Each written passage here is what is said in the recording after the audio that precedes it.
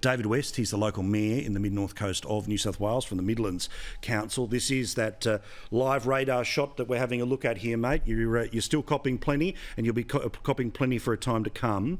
How's everyone holding up, David? Oh, Paul, look, can I say everything that Gabriella has said, I can't repeat that because she's nailed that. Because the things are really, really destabilising. Can I just change the tack of this conversation for 2 seconds? Anything you want. I mentioned last night about the psychological effect of this horrible event, like the bushfires. This council area covers 10,000 square kilometres. We have 3,570 kilometres of roads. Half of that is unsealed roadway. The rest is sealed. This flood, the velocities of the water were so great that it actually peeled bitumen from the road. Now, where I'm going from this is we will get out of this, but how long will our communities have to pay the penalty? This is going to cost this community hundreds of millions of dollars. How will we get the work done? Kempsey is going to be suffering exactly the same effect, and my heart goes out to those people as well. That infrastructure has got to be repaired. Where do we get the engineers? Where do we get the equipment? Where do we get the money? We are a council that is not struggling. We were struggling to get on top of infrastructure that was failing before the floods. We now have infrastructure that has been destroyed by floods. I know the government will be looking at this, but their response to this will not be to repair the stuff 100%. It won't be able to give us engineers to do the work. We may be able to get the army in to help us move stuff. Going from that to the people in the shopkeepers, the homeowners that have material that's destroyed, dumped in the streets. Where they get rid of that? It's got to go to the tip. Somebody's got to pay to manage the tip. Somebody's got to pay to dig the holes to bury the rubbish. Somebody's got to compensate these people. We're talking about the flood. We're not talking about the after effects of the flood.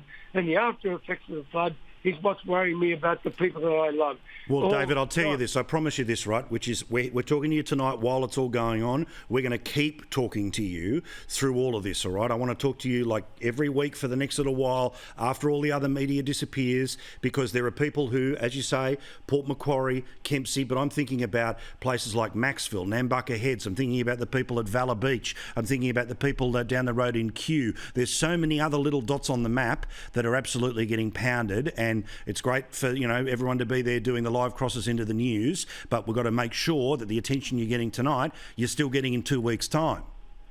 Paul, can I just elaborate on that? I think about our fellow friends in Kempsey. I feel about our fellow friends in Coffs Harbour. All of these council areas are impacted the same way, but unfortunately, a lot of mayors won't tell the story the way it is. I refer to these people today, poor bastards, and using that word as Australians use it, you know exactly what I'm talking about. These are the poor bastards that are going to have to fork out money. These are pensioners. We have the highest population of aged care people in New South Wales in the mid-coast local government area. These people can't afford to get rid of their rubbish. Who's going to pay for it? It's got to go into the tip that we manage.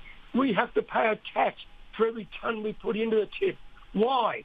This is a catastrophic event that no council should have to cover the cost of putting the rubbish out of this into those tips. We need to give the communities strength from what's happened to them now to know that we, as a local government area, are going to be there for them. And if we've got people like you on side, Paul, we can fight this bloody fight and win the damn thing. Good on you, David. I appreciate the passion, mate. All the best to you. All the people working for the council. Look, you know, there's a lot of gags that people make about councils, but days like today and the next couple of weeks and the next few months, this is where councils step up, as you have so many times before. Appreciate it. We've